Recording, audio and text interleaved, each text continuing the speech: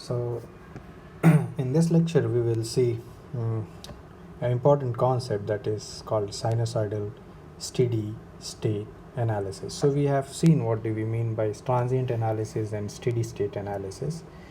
Now, there is a special case of sinusoidal steady state analysis. I'll explain what it means when we say sinusoidal steady state analysis. But before going to that, we'll just try to see how the sinusoidal sources are and how they are represented mathematically. So in electrical engineering, you will have several cases or several places where you will have sources which are sinusoidal in nature. Okay, sinusoidal means the voltage will appear like a sinusoid. Okay, so it will have a specific frequency, angular frequency or normal frequency, and it will also have a phase. So we'll just try to see what do we mean by frequency and phase. Okay, so first we'll see how to represent a sinusoidal waveform, and then we'll talk about what do we mean by sinusoidal steady state analysis. So if you see this particular figure, you have suppose V1 is a voltage source, then it means it is V1m, where V1m is the peak value over here. Okay, and sine omega t. So this is how a sinusoid is represented. Okay, so this is specifically the voltage V1. Okay, similarly, if you take another one V2, that is V2 max, that is V2m is the peak value, and sine omega t plus phi. So this is of course similar sinusoid, except for the fact that it is shifted by angle phi from one sinusoid which was assumed to start at 0 time. So whenever we say that there is a phase difference, or omega t minus phi, it should be, I think it is wrongly written here, it is minus phi. So here what we say is, whenever we talk about a phase angle in case of sinusoid, we always have a reference sinusoid in our mind which actually starts at V0, and a sinusoidal waveforms are normally represented by the peak value, the sine function, and its frequency. Okay, and their phase, of course. So here if the V2 is actually shifted by phase phi, and that's why it is omega t minus phi. Okay, so that is how the waveforms are represented in sinusoid form. So if you say that important thing is these two waveforms are having same frequency. First thing we must know. Okay, same frequency.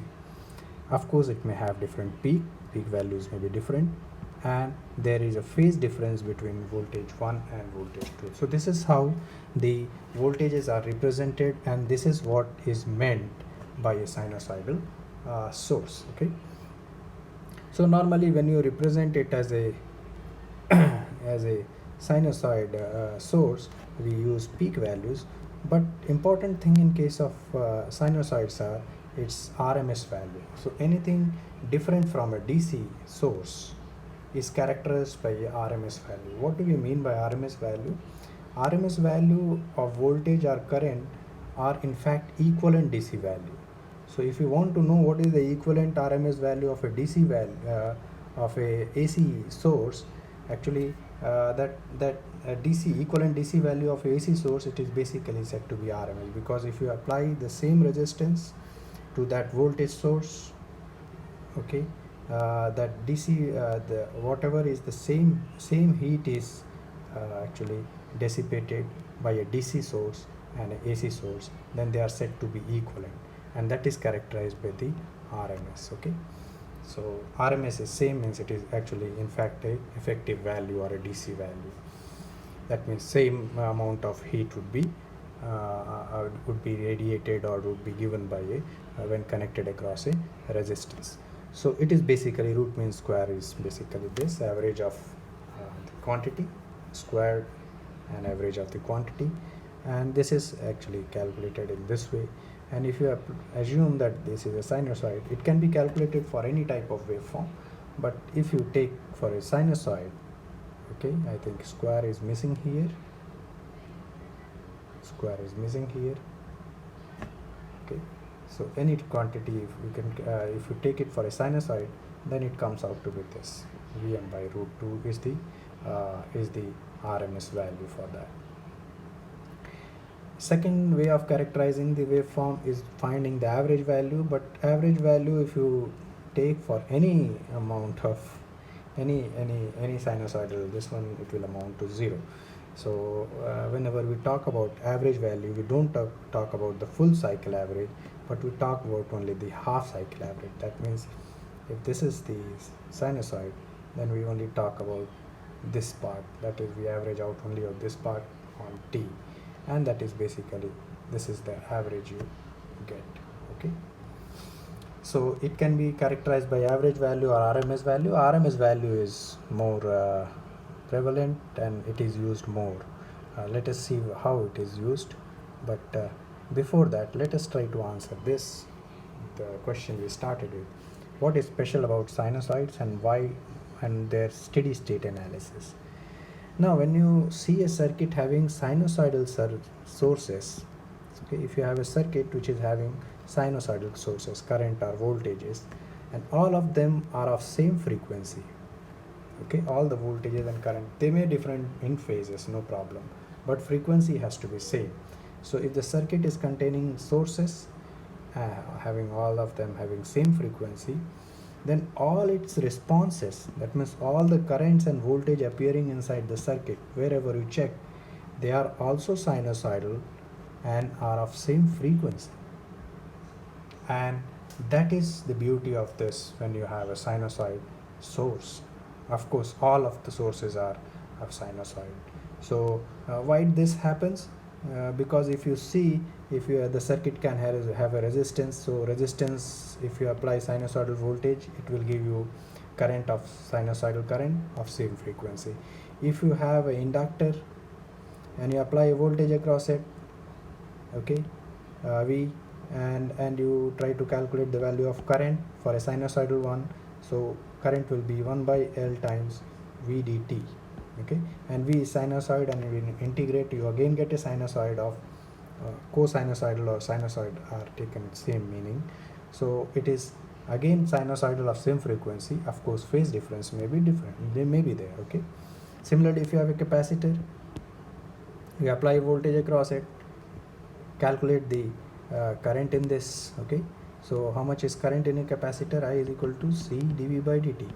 So if voltage is sinusoidal, again you get the current also sinusoidal, maybe with a phase difference. That we will see later on what will. But the issue is all this equipments, current, voltages, all those elements will give you the sinusoids of same frequency, and in any circuit having any elements with sinusoidal sources of same frequency are going to have all its responses sinusoidal. And that is very important because that makes the circuit analysis easier in case of a sinusoidal sources. And if you have sinusoidal sources, we don't have to do transient analysis, because there you see voltage is always changing. So if you want to do the analysis, you may have to resort to a transient analysis. But once you have a sinusoid, you know they are sinusoids, then it is perfectly okay to get a sinusoidal state. So steady state analysis is possible, just like DC circuit we have been doing so far, not the transient. DC steady state analysis, that is DC with resistances, as we have been doing. We can do analysis, steady state analysis, like resistive circuits for this kind of sinusoidal circuits also having sinusoidal sources.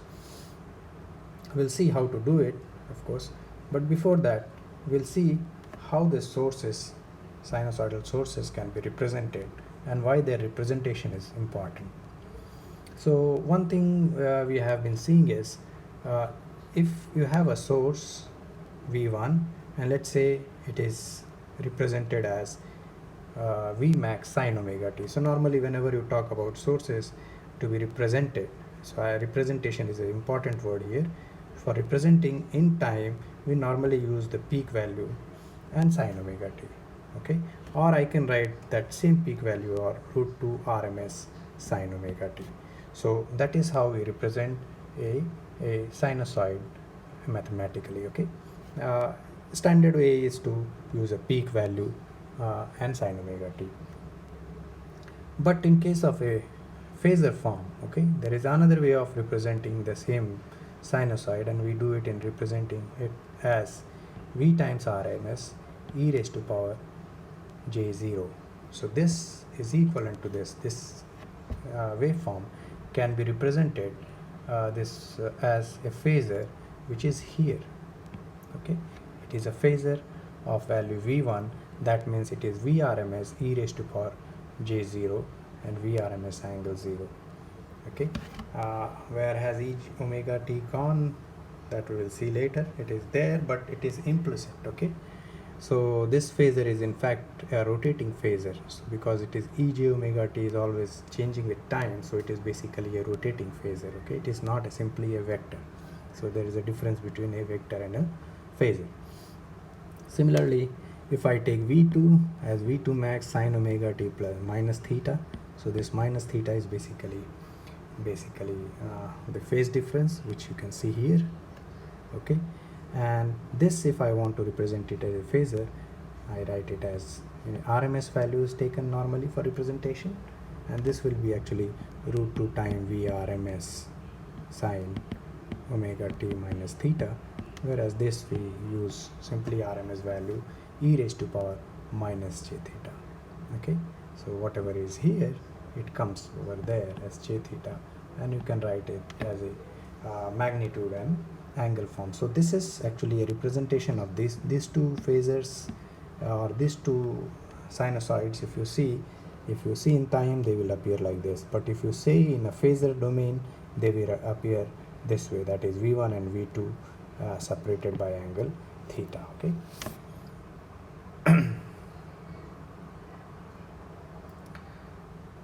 Now let us name them.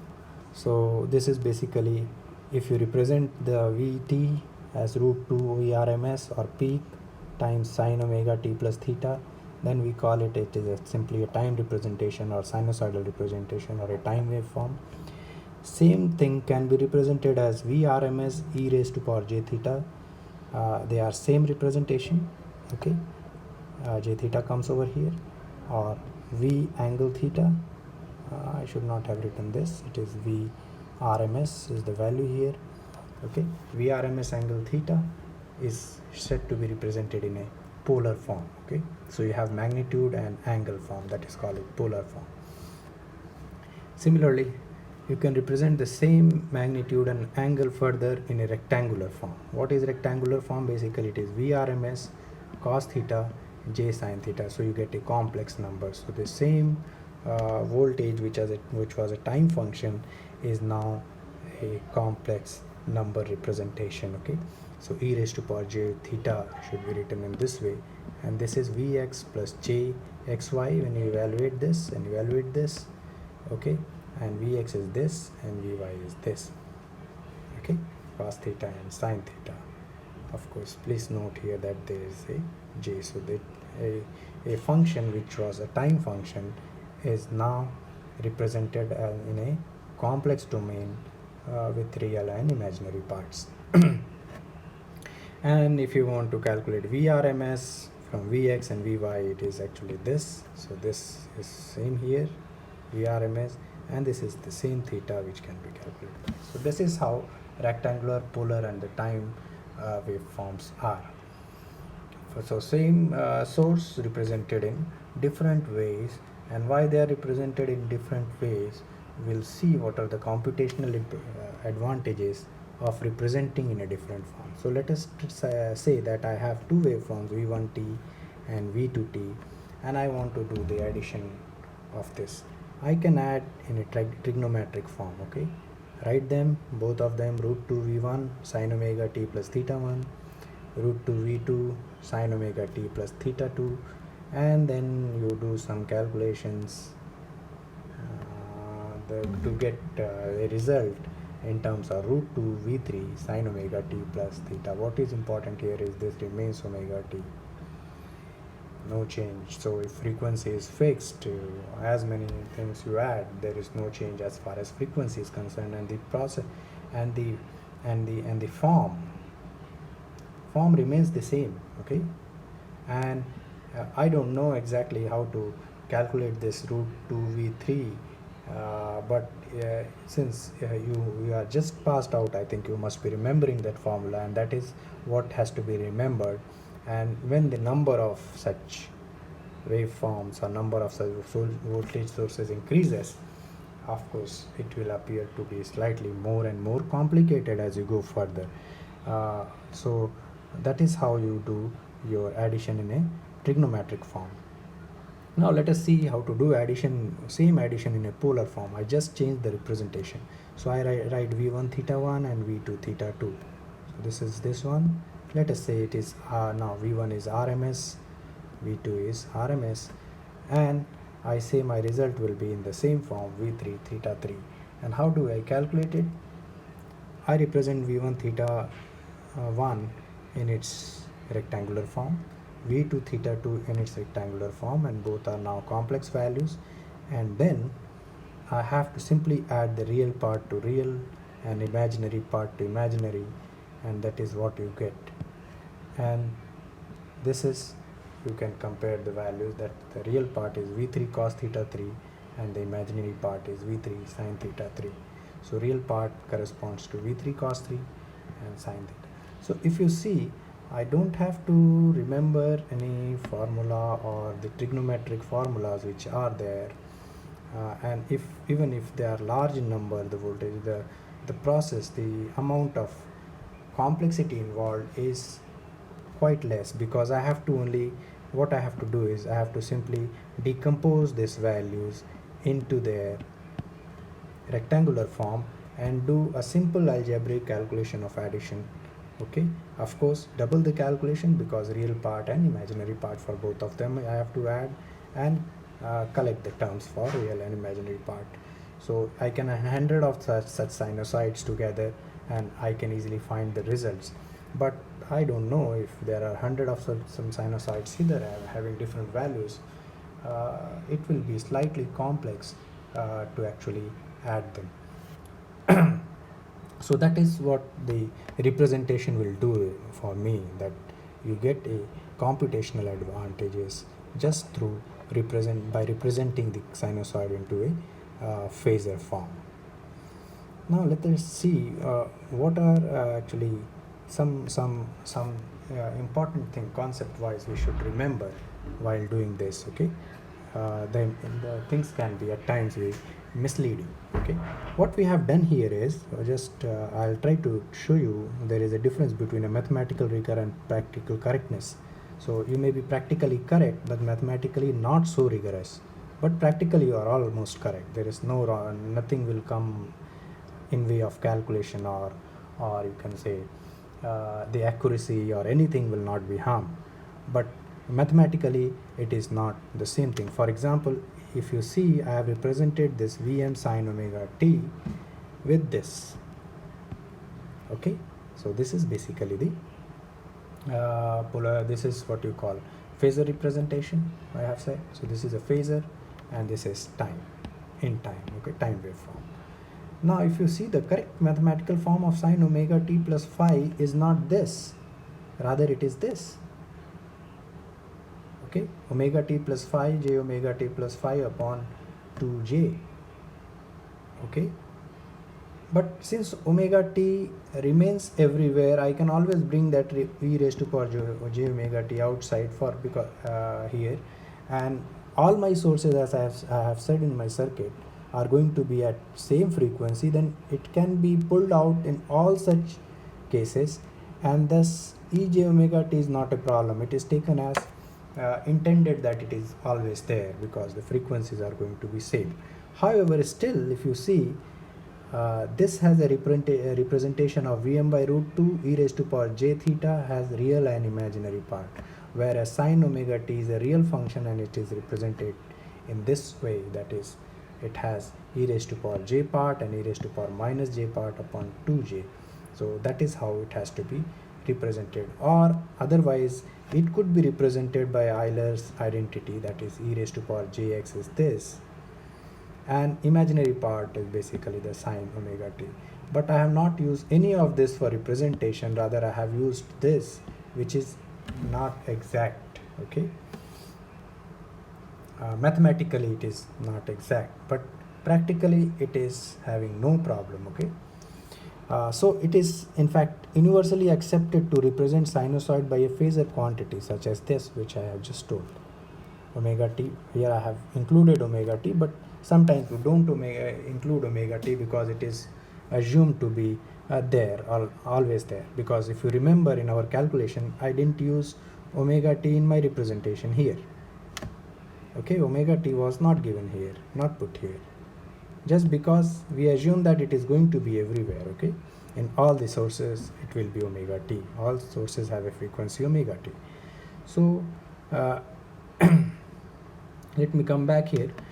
So here what we have is this way, and if I wanted to represent this, then it should have been represented this way, and otherwise if this as the imaginary part, it could be represented. So that is how mathematically rigorous way of representing, but this is actually superfluous, and it takes not only lot of space, and it actually confuses analysis a lot, okay. But rigorously this is more accurate or more correct than represented by this, okay. But universally we represent it by phasor quantity. Why we can do this, okay. Let us see how this phasor representation is practically correct.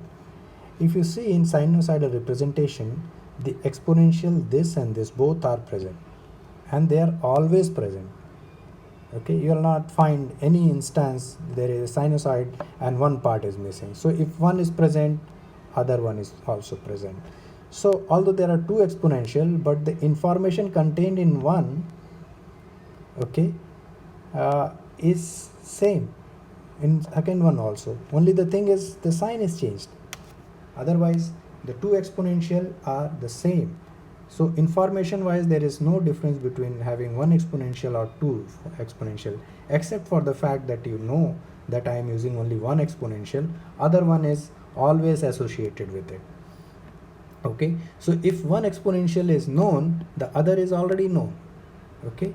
And it is convention to use RMS value with phasors. So we use RMS values with phasors as we have been doing, but representation wise you will find that this is the correct representation mathematically, but calculation wise there is no problem. If I do my calculation using this, I know that other e raised to power j omega t minus with a minus sign is there, okay.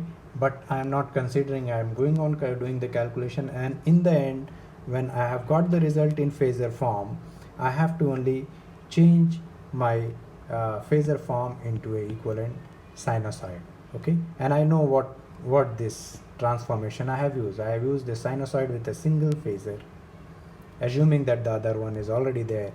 While doing it backwards, I'll take this single one, and going back this will be represented by sine omega t. So that is the idea behind representing it in a different way, okay. Practically they are same, either you say this or this, practically they are same, but this is more elegantly useful, more elegant in computation, rather than going with this kind of representation. So I think that is all we have in this lecture. Thank you.